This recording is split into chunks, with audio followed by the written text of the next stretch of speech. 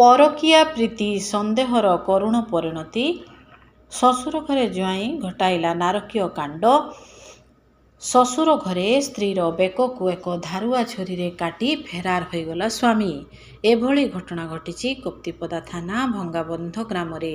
କପ୍ତିପଦା ଥାନା କସିବିଲ ଗ୍ରାମର ବିରଞ୍ଚି ନାୟକ ଏବଂ ତାଙ୍କ ସ୍ତ୍ରୀ ପାର୍ବତୀ ନାୟକଙ୍କୁ ବିବାହ କରିଥିବା 4 ବର୍ଷ ହୋଇଥିବା ବେଳେ ଝଗଡ଼ା କାରଣରୁ 2 ମାସ ହେବ ସ୍ତ୍ରୀ ନିଜ ବାପଘର ଭଙ୍ଗାବନ୍ଧ ଗ୍ରାମରେ ରହି ଆସୁଥିଲେ। ଆଜି ସ୍ୱାମୀ ବିରଞ୍ଚି ନାୟକ ଶ୍ୱଶୁର ଘରକୁ ଭଙ୍ଗାବନ୍ଧ ଗ୍ରାମକୁ ଯାଇଥିବା ବେଳେ ସ୍ତ୍ରୀ ସହିତ ଘର ଭିତରେ ବସି କଥା ହେଉଥିଲେ। ହେଲେ 2 ମାସ ହେବ ଶ୍ୱଶୁର ଘରକୁ ଯାଇ ବାପ ଘରେ ସ୍ତ୍ରୀ ରହିଥିବାରୁ ଏହାକୁ ନେଇ ଉଭୟଙ୍କ ମଧ୍ୟରେ ଝଗଡ଼ା ହୋଇଥିଲା। ଯାହାକି ରଙ୍ଗ ନମ୍ବରରେ ସ୍ତ୍ରୀ କଥା ହୋଇ ପରକୀୟା ପ୍ରୀତିରେ ଥିବା ସନ୍ଦେହ କରି ସ୍ୱାମୀ ବିରଞ୍ଚି ଏକ ଧାରୁଆ ଛୁରୀରେ ସ୍ତ୍ରୀର ତଣ୍ଟି କାଟିଥିଲେ।